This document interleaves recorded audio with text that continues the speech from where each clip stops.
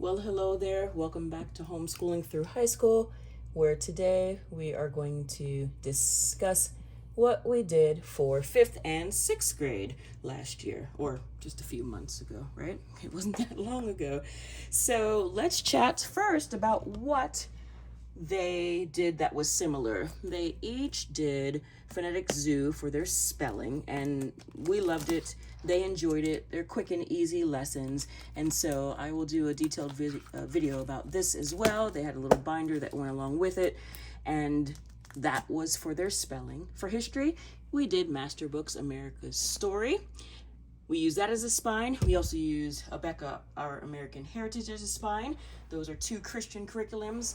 We did add some secular books to that, and I'm going to have a very detailed video about why I chose to add these secular books to this Christian curriculum and this Christian curriculum. We are a Christian family. I do feel it's important to make sure that we are laying the foundation biblically with a Christian curriculum with the Bible. However, I feel it's important to understand what's going on in secular books so that we can make sure that our children basically know what's going on. So here's the deal. Because of their age and their maturity level, I use these as a spine. We did this with my 8th grader, and I was very, very, very cautious with what they would read in these books. So my 6th grader, she read as much as I would give her for her age, but my 5th grader, she didn't use these as much. So I do need to clarify that. And like I said, I'll have a detailed video about that. All right, so that's what we did for history. For science, we did The Good and the Beautifuls, space science, and then anatomy and physiology. There we go. And the heart chamber just fell down. All right, this is one of the projects that I put together for them to do. And here are some vocabulary words that one of the girls did. So they would write out the vocabulary word. And this is just something that I chose to do. So they would write the vocabulary word. They would draw a picture so that they could remember. It would help them remember it. And then the definition on the side. So we did science, space science, and then human anatomy and physiology. And we had so much fun with these units. Both of them lasted, it took us the entire year to get through both of them. Here is Triton. All right, and so that was a project that they used, let's see, shaving cream, food coloring, and I forgot the other thing, but now it's kind of soft and smushy, but it's staying in place. It's really, really cool. They had a lot of fun with that. All right, now let's focus in more on just what my 5th grader did. So I think some of you may have seen the video, why we quit Master Books Language Lessons, book number 4. If you didn't, that video is right here.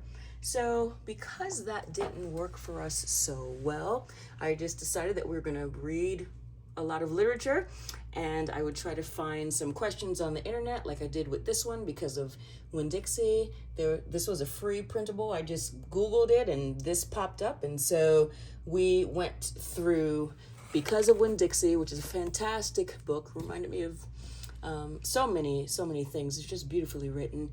And then we went with this lesson plan that I found on the internet in lieu of continuing on with language lessons. And so, like I said, you can watch this video above just to find out my take on that. Along the same lines, I need to jump back to history because we read so many books with history and with The Good and the Beautiful as well for the space unit and human anatomy and physiology. We had so many books from the library. We have so many books on our shelves here that we incorporated it into it, and that alone could have been a literature lesson, language lesson, because there were papers that I had my 5th and 6th grader write and stuff. So although we did not complete this book, we had plenty of grammar and literature elsewhere. All right, so this is just one of the ones that my 5th grader did after we stopped Master Books Language Lessons. Now for math, she did Beast Academy, and that was orchestrated and led by my husband. Beast Academy is not for the faint of heart. However, it's stellar. It is so good. Here you can see the cartoon portion of it. You can see it's written in a cartoon format with math problems in there. And then there's another workbook. There's also an online component to it as well. And so the steps after Beast Academy, this is book 4. She's going to do book 5 this coming year. And hopefully from there, she'll jump straight into pre-algebra and do art of problem solving, which is what follows after. It gives a different way of thinking. And it was extremely challenging for her at first, but my husband helped walk her through it, and I believe that it's phenomenal. I wish we would have started in Beast Academy at a younger age. That is what I wish for her. So that's for my 5th grader. All right, now we're gonna move to my 6th grader. So we showed all of these. Let's go over to her math. So she took an online course with a lady in a different state, and this is the book that they used. Very interesting. This is the book that they used. Here is some of her work. All right, so she did pre-algebra, and she is going to head off into art of problem solving next year. Now, she did a little bit of Beast Academy, and she did very well with it. It was challenging for her, but not as much as my 5th grader. And so she's going to jump into what we're going to call an official pre-algebra class, because this one was pretty easy for her. So we're going to call the next one an advanced or an honors pre-algebra class. Now, what was interesting about the way the teacher taught this pre-algebra class is that she also utilized this Common Core book. Now, there's a lot to be said about Common Core, and what I appreciate from the teacher is that she used this Common Core book so that she can introduce the students to Common Core if for any reason down the line they need to know about it. So she didn't spend a lot of time on this book, or in this book rather. I believe she may have done, let's see, maybe 10 pages out of the, let's see, it seems like it's 140 or so here at the bottom. Anyway, it was not the core. All right, like I said, she used it more as, okay, you know what, they may need to know some of this information later. And so the way she explained it to us, that is the reason why we chose to continue with Common Core, or excuse me, we chose to continue in this class, knowing that that was not going to be the heart of the pre-algebra class that she was in. And so that's pre-algebra for my 6th grader.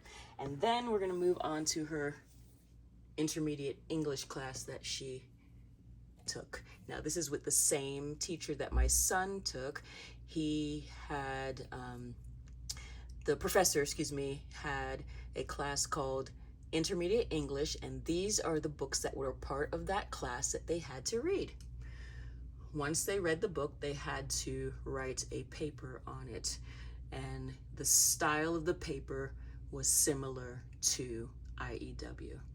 And oh, there's a book hiding here. And this particular class I mentioned in my son's video, it's the same teacher who's working on his doctorate. I think I said he was a professor, but not yet. And so this class, with the writing papers and with the reading, equaled her language arts, along with some other things that I added in, worksheets or anything that I saw that she may have needed some help with. She did Fix-It Grammar as well alongside her brother, and that was fun as well. And so the intermediate English class was the core, and she enjoyed it. Now, She did say that kidnapped was just confusing. She couldn't get the storyline. She couldn't figure it out. So I found some sources to break it down for her, very, like in layman terms, so that she can understand that a little bit better. She did say that The Secret Garden was one of her favorites out of these books here. She only had to read The Voyage of the Dawn Treader, and so she had already read all of these other books from this series, The Chronicles of Narnia. And by the way, I purchased this set from Amazon some time ago. Actually, I believe it was during an Amazon Prime Day. It was pretty cheap. So if you're looking for that, maybe you can check that out, because I think Amazon Prime Day is coming up next week. But she only had to read this one book, which she had already read, so that helped, right? And so that was her language arts program alongside Fix-It Grammar. And I can't find her Fix-It Grammar book right now. It's probably in a box because we just moved recently, so please forgive me on that. Both of them had a student planner, like my son. I think I showed you my sons yesterday. They all had the same student planner. And for Bible, we did hymn studies, and I'm going to have something detailed about that. And we did all sorts of other things for Bible, our morning Bible time. And folks, this is what we did for 5th. I'll come back over here. 5th and 6th grade. If you have any questions at all, please let me know below in the comments. I will be putting together what my 6th, 7th, and 8th grader, excuse me, wait a minute, 6th, 7th, and 9th grader, will be doing next year, or in the next month or so. I will be putting that together in a video for you, with 2 in middle school and 1 in high school. It's going to be a different story here, but I'm ready for the story. I am ready for this season of life, and I'm looking forward to it. Hope this video was helpful. Please like and subscribe, and we will see you in the next video.